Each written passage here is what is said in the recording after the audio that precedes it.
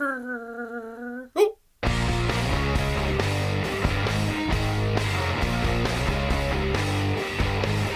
Okay people, welcome back to another Fwoosh review. Today let's take a look at the Bandai S.H. Figuarts Star Wars The Mandalorian Beskar Armor Mandalorian. While we're at it, let's take a look at the child too. With as many parts and pieces and little tiny things that each of these comes with, I've been debating whether I want to do it together, but to hell with it, let's get it out of the way. I've also been a bit nervous at looking at both of these because, well, for the Mandalorian, I'm not the biggest fan of the first version from S.H. Figuarts. And after looking at pictures and kind of hearing other people's experiences with this already, I know I'm going to have the same problems here as I did with that first one. But for Baby Yoda, the child, I've also been hearing some not so great things there too. But I like to experience it. And as much as I considered canceling these because of the first Mandalorian, I had to have them. It's Star Wars. I gotta lay hands upon this plastic to see what I feel. Because looking at the package, it's your standard S.H. Figuarts boxing, the nice, glossy, minimalistic, kind of fancy packaging with kind of a, a copper color for the trim that we see with the Mandalorian stuff. And then a big window showing most of the stuff it comes with, which seems a little bit intimidating now that I'm looking at it. On the side, promotional shots for both of them, logos. On the back, more pretty promo pics showing accessories and poses and what you can do with it. Down here, some warnings, small parts, don't put either of them in your mouth. On the other side, just Star Wars, Mandalorian, some copper, same thing on the top. On the bottom, more legalese, more logos, your winning lottery numbers, but let's get these open.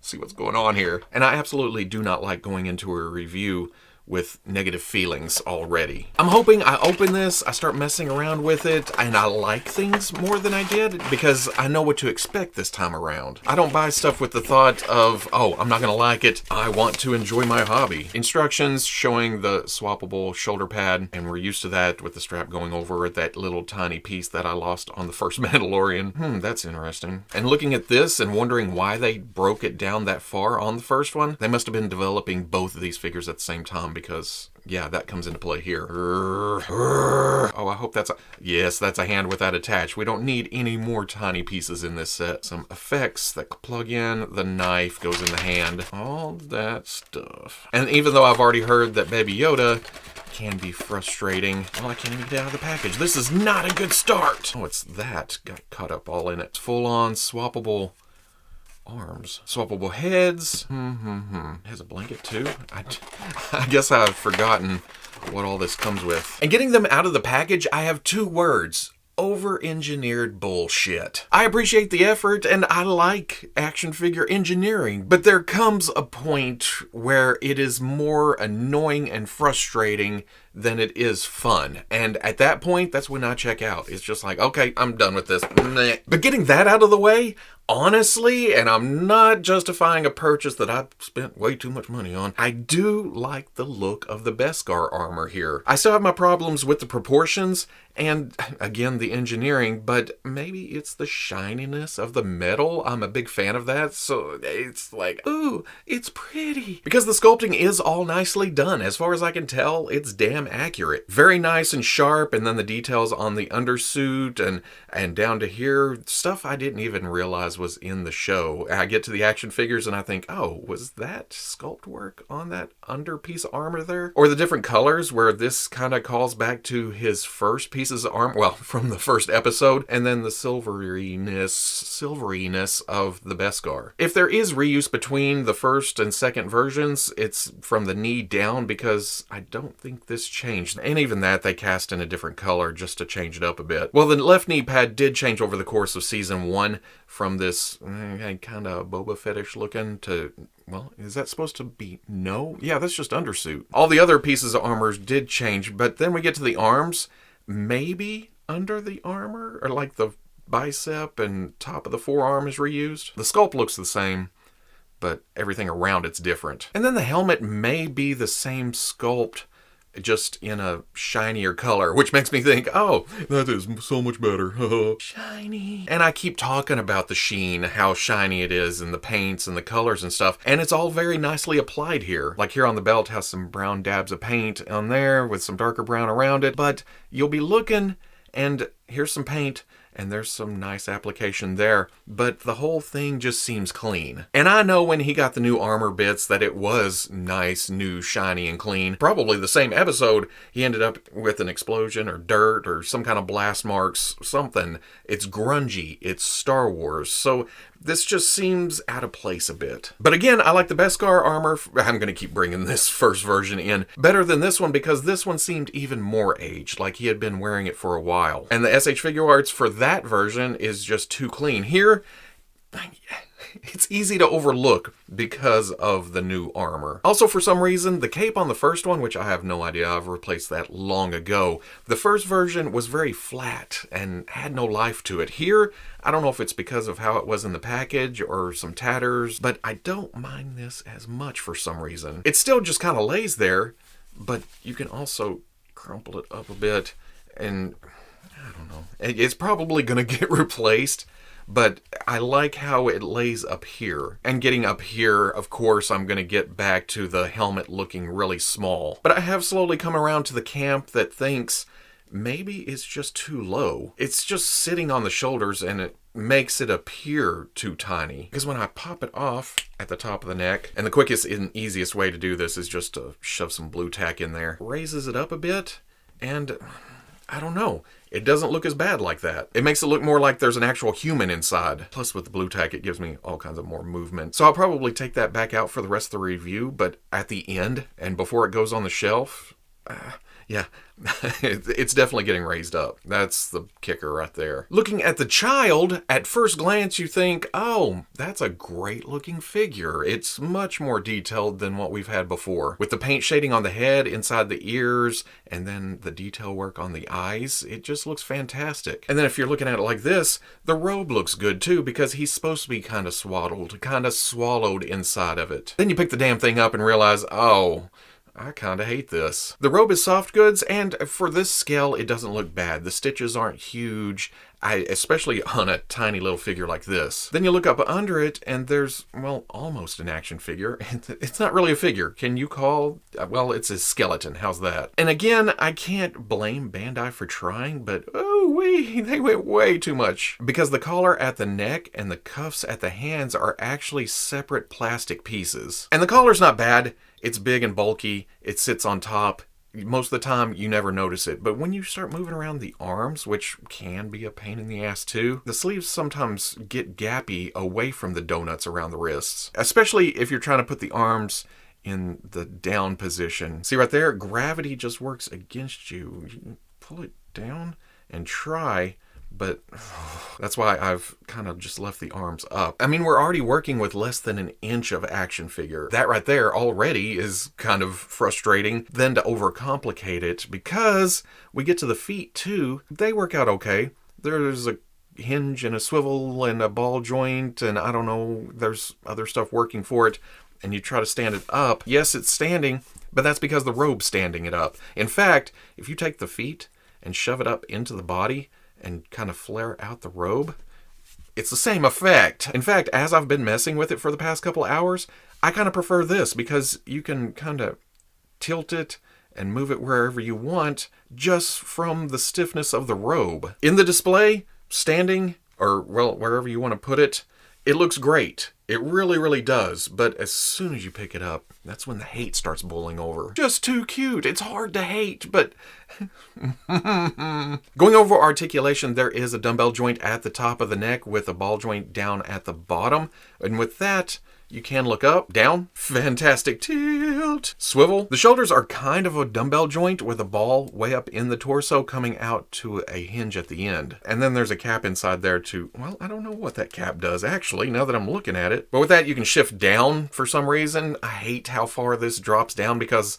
I'll be posing and get them, and then suddenly I realize, oh, his arm's coming out of his rib cage. Get up there. That also gives you some forward and back. The shoulder pad is on an arm that can swing down and out and away to get out of the way of the shoulder movement. With that, you can hinge the shoulder up to there. That swivels all the way around. There is a bicep swivel, very, very tight out of the package. Double elbow comes up, well, most of the way. What do you want, gun? Go away. Swivel hinge swivel at the wrist, so you can make it go in and out, or if you rotate it around, you can get that going any direction you want. That's another thing too. You get the wrist too much, we're going to talk about that.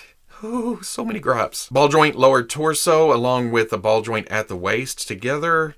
It doesn't crunch a lot. Arcs back. That does give you tilt though. Rotation.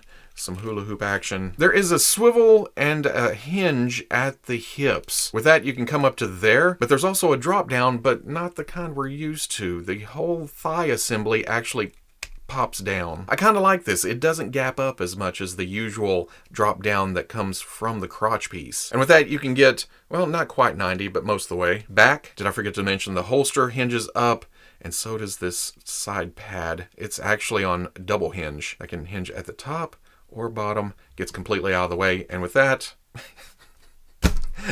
yeah, all that effort on that, you still can't get barely more than 45 out of the side hip. Rotation at the bottom of the drop down gets you all the way around, but when you shove it back up, it runs into the crotch piece. Double knee, just not sculpted to go further than that, which isn't bad. I also like how the knee stays fairly unbroken. Same setup at the ankle as the wrists. So there's a swivel, there's a hinge, and then, is that a swivel going forward? But it hinges back that far, forward that far, really not a hell of a lot of range. There seems to be a forward-facing pin for a rocker, and then a toe joint gets you about right there. For the child, there is a ball joint at the bottom of the neck that gets you some movement around. In fact, there's your ball joint.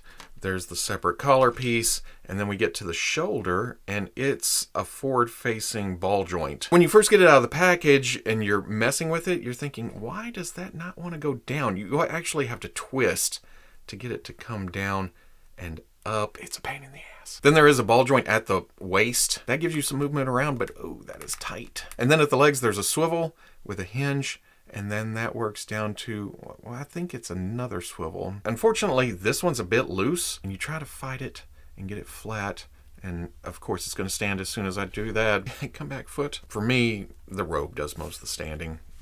Oh, and then there's the accessories. Ooh, so much fun. For hands, Mando comes with 2 fists. There's 2 splayed out hands. There's 2 relaxed hands. There's the left and right knife holding hands that just have a cutout for the exact shape of the knife handle. Comes with rifle holding hands with a right trigger finger and then a weapon weight holding left hand. And then there's a pistol holding trigger finger right hand and a tracker left hand. And notice I pictured all of those loose laying on the ground. That's because, oh man, so tight. I'm sure if I heated up the hands, it would be easier to put on, but my God. Lots of fighting, get it on there. I'm so glad they molded that into the hand because that's just another piece to lose. There's also this plug for his bandolier. We all remember this from the first version. It plugs in there to cover up the hole for something else we'll get into here in a second, but you go to articulate the figure and it just works its way out. Then the bandolier is loose, and there's the possibility of that falling out. Most of the time, when you don't have it in, it doesn't even look like it lines up unless you crank them back a bit. In the package, this is actually plugged into that hole, and that is the strap for the rifle to hang off the back. Now the rifle, again, it's a fantastic sculpt. It has all these tiny little details that you're afraid of breaking, and the colors are beautiful. But again, like the first Mando, this pulls off the back, and then the front pulls off that too. So you're left with those 2 pieces, and then this piece. You swap out that piece for another one that has this brown plug on it. Put it on the back, you also have to remove this piece right here. Yep, that's as easy. Oh shit. Tiny. This plugs into that tiny piece. There is a hole in the cape that you put through, and then that plugs into the belt. Once you find the sweet spot there, it's not a bad connection. It holds it tight, tighter than the Black Series version, but then you have to get around here and attempt to plug this in without pulling. Oh, well, okay. And that works. It's just, well, it seems like more work than it's worth. But here's an alternate end with some electricity shooting out of it. You pull that one, you plug this one in down at the bottom, and that's not bad. Comes with a pistol. I love the little details on this. Only gripe about engineering because they have this piece with the holster with the gun inside of it. That's all molded together, and they've made that to where it snaps off. I said it snaps off. And then you snap the alternate holster on that is empty, doesn't have the gun. That's when you use the pistol. But you'll notice these peg holes. Why? Why'd they make it to where you have to pull this strap off and change it over to this side? Why not just mold it on there? Because, I mean, that sure was fun. Why? just give me another strap, or just mold it with the strap on both of them. I've heard people have broken theirs on this. I didn't have a problem with the first one, and I haven't had a problem with this one so far, but yeah. Comes with this detailed knife. It's almost butterfly knife-like. I don't know, like it flips open or something. I don't think there's a sheath for that anywhere, or not that I've seen. There's this flame effect for the right gauntlet, and it looks nice. I love some translucent plastic. Tab right there, you pull, and this comes off. The problem with that is you get too crazy with the hand, and that also pushes it up. Or you're changing out hands, or attempting to change out hands, and you fumble, and that just comes off. There's 2 pegs. 2 peg holes, that just plugs in, you have a flame effect. Exact same setup for the whistling birds on the left gauntlet. Again, some translucent plastic showing the this time though, you pull from the top, and admittedly, oh, it looks seamless right there. I like the look of that, and it comes off separate piece. That plugs on, and it seems more secure, like it actually popped up and then... Speaking of other things that pop on and off, here is the shoulder pad with the Mudhorn signet on it. In the package, the shoulder pad doesn't have it. That one is just a ball joint that pops off. The best way that I've come up with is get it kind of a 90-degree angle, line it up, and then put your thumb under the arm of it and push. There's the Mudhorn. Looks fantastic, nice, sharp sculpt, but it doesn't want to stay on as good as the original shoulder pad. The regular shoulder pad seems to pop on much easier and stay on, so I don't know, I guess that's staying there for now. But then to complete the end of that last episode look, there's also the jetpack. I mean, look right there, that's an actual separate piece sculpted on there. It's simply a plug that punches into the back right there. You get it, you get the cape worked down and around it, and it's not bad. It stays out of the way. But then there's also these blast effects to put up under it. And you'll notice the rocket parts are actually molded to the blasts. That's because these pull out and the pegs have a flat side on it, but they aren't the same. I don't know why they did this. One is smaller than the other because after I changed it earlier, I went to plug this in and it didn't want to stay. For some reason, they made it to where you could only use this one on this side, and this one plugs in here, which is not overly complicated. I mean, you just have to swap it if it doesn't fit in the peg hole. But at the same time, why didn't they just make it where the blast plugs into the end of the rocket thing? I mean, that's hollow. It's a full-on peg hole. Not super huge, but this on top of the other things that want to pop off or don't pop on or too tight or too loose, it just adds up. Of course I chose the wrong one right off the bat. For the child, there's an alternate set of arms to hold the cup of soup. But to do that, you have to pop the shoulder out at the socket and then bring it out of there. And then you have the donut on the arm that you have to swap out. So I haven't actually done that because I get to this point and I get back to plug this in, and once again, I'll say it out loud, it's a pain in the ass. The child also comes with alternate heads in the package. He has that normal look, ears a bit perked up, but then there's also an eyes closed force using head, and then an ears down kind of just woke up or in the pram look. I did this earlier. The head pops off at the bottom of the neck, which brings off the collar too. Then you thread the collar back on, get the other head, and unfortunately the other two are tied as shit. But once you do, again, it looks great. But everything under this robe is terrible. Comes with the pram, which is actually the first official one we've gotten in 1/12 scale, I think. And on top of that, nice paint detail all the way around. Again, it's clean, especially compared, again, to what we see in the show. Then there's the cover piece that has a couple pegs here. You see those pegs there.